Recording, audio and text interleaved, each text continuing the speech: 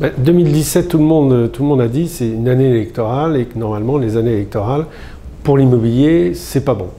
Alors en fait, on a constaté que la dernière année électorale qui était 2012, il y a eu une mauvaise année en termes de volume, mais c'était dû à un phénomène très simple, c'est qu'au mois de janvier, les plus-values étaient passées de 15 à 30 ans, l'exonération des plus-values, et donc du coup ça avait bloqué le début de l'année. Donc voilà, c'était une explication tout à fait factuelle, mais ce n'était pas les élections.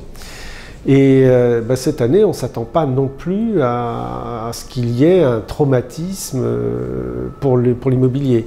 L'immobilier aujourd'hui a des bons volumes, c'est bien reparti depuis 1 an et demi, et on ne voit pas quels seraient les paramètres qui pourraient vraiment bloquer. Sauf, alors, peut-être après les élections, mais en tout cas jusqu'aux élections, la hausse des taux est contenue. Hein, les taux étaient très très bas, il le reste, hein, ça monte, mais ça monte de quoi? Aujourd'hui, le taux moyen, il est à 1,55, aux alentours d'un 55, ça dépend si c'est sur 15 ou 20 ans. Et aujourd'hui, on le voit bien dans nos études, les acquéreurs sont toujours là. D'autant plus qu'ils savent que les prix, ça y est, ils se sont inversés l'année dernière, petit à petit, en fonction des secteurs ou même des marchés, et les taux remontent. Donc tout milite pour que ceux qui veulent changer d'appartement ou ceux qui veulent aller sur le marché en tant que primo-accédant, tout milite pour y aller. Donc on le voit dans nos études, les acquéreurs sont là.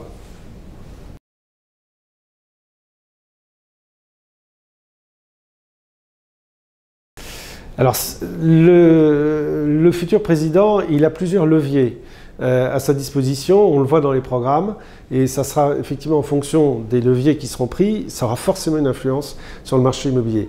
On pense déjà, première action qui peut être mise en place, moi je sais que j'ai beaucoup de clients qui attendent en ce moment, leur locataire est parti, ils attendent pour revendre, c'est les plus-values.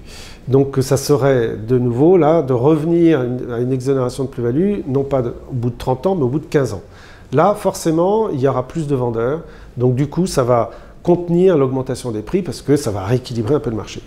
Deuxième action possible, c'est à l'inverse, la création de ce qu'on appelle un statut de bailleur privé, avec un système d'amortissement qui ferait revenir sur le marché beaucoup d'investisseurs sur la pierre dans l'ancien.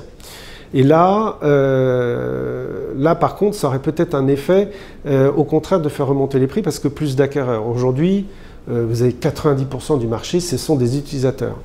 Et on l'a vu quand les prix ont augmenté de 15 à 20% dans la région parisienne, c'était parce qu'il y avait le retour sur la pierre refuge en 2009, 2010, 2011. C'était des augmentations très fortes parce que là, il y avait vraiment beaucoup d'investisseurs. Troisième mesure, c'est le neuf. Alors le neuf, vous avez le Pinel qui est resté là jusqu'en 2017, elle est là, c'est assez pérenne. Maintenant, que décidera ce futur président? Est-ce que ça sera surtout efficace? Parce que vous avez des mesures pour le neuf qui le sont, d'autres qui le sont beaucoup moins. Donc là c'est l'inconnu.